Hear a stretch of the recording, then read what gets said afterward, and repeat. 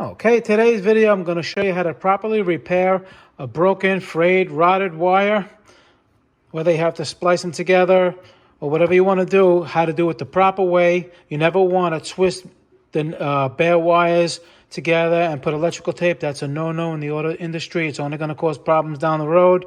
You just don't do that.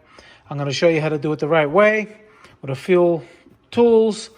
And please subscribe, hit that like button. All my videos save you money and time. They're straight to the point, and you'll love them. All right, if you're going to be doing repairs on your car yourself, it's a good idea to invest in a little soldering iron, maybe a 60-watt, 100-watt soldering iron. Have a little solder flux paste that makes the solder stick to the wires, some solder, and a little, they have these, they're called shrink wraps. After the solder joint is replaced, you slide this over, and a heat gun, or if you have a hair dryer, you can shrink it and make a nice tight seal. And that's the proper way to do it. First thing you're going to want to do, well, you're going to need wire cutters and wire stripper too. So basically the tools you see right here is how you do it the right way. First thing you're going to do is, if it's a rotted wire or whatever, you want to make sure that the wire is not hard. You want to make sure it's pliable. Wherever it's, let's say it was rotted over here, you cut it off, make a nice clean cut on both sides, and you take your wire stripper, you go back about a half an inch on each side, and you strip both wires, and I'll show you what to do. Okay, what you want to do is you want to trim about a half an inch. You squeeze it, not all the way through, just enough to break the insulation. Got your bare wires, give a nice twist tight. All right, you want to put them in a flux before you put solder, obviously. Then you want to put a little solder on the tip.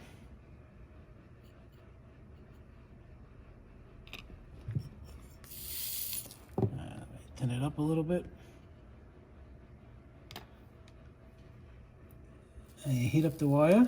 Straight. I like to do it straight. You don't want to really twist them. See? It's nice and coated all the way around. Then you put it, you dip it again in the flux. And you do the same thing on the other wire. Dip it in the flux.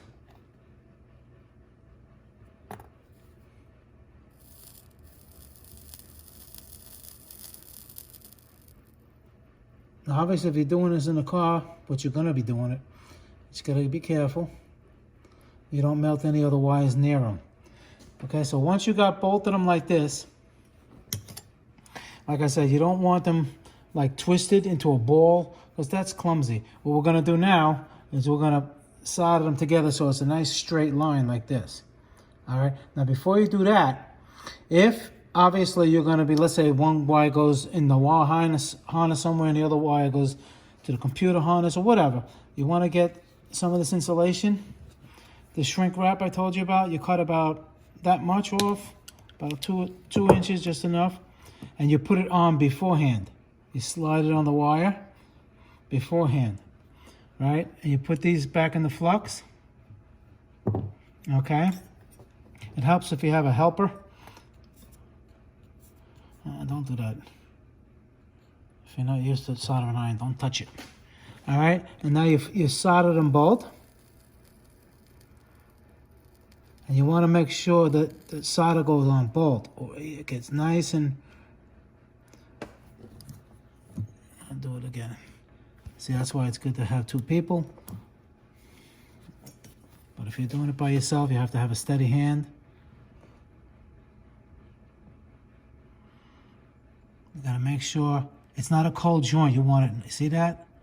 You wait, you hold it as steady as possible until it changes, until it gets like, do a little bit more here. Oh, see, it came off again. Let's do it again. You see, it's shiny, nice and shiny. You wait until it gets a little dull, and now you know you got a good joint. That's solid. Okay. Now from there, what you do, you just wipe off the excess of the flux, and you slide. You make sure there's no sharp edges on it.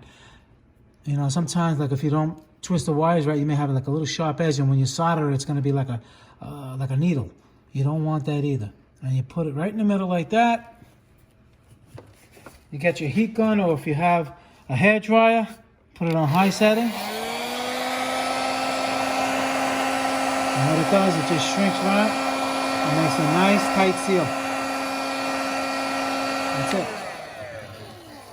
That's all it takes. You see? Nice and tight, soldered properly. That joint's just as good as if the wire was never broken. All right, guys? Now, of course, like I said, if you're in tight areas and everything, you have to work carefully. You don't want the soldering iron very hot. You don't want it burning anything. But that's the way you do it.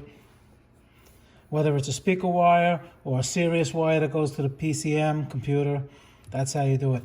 All right, guys, Motorcarnut, please subscribe. Hit the like button. I'll see you guys in the next video. Take it easy. Thank you.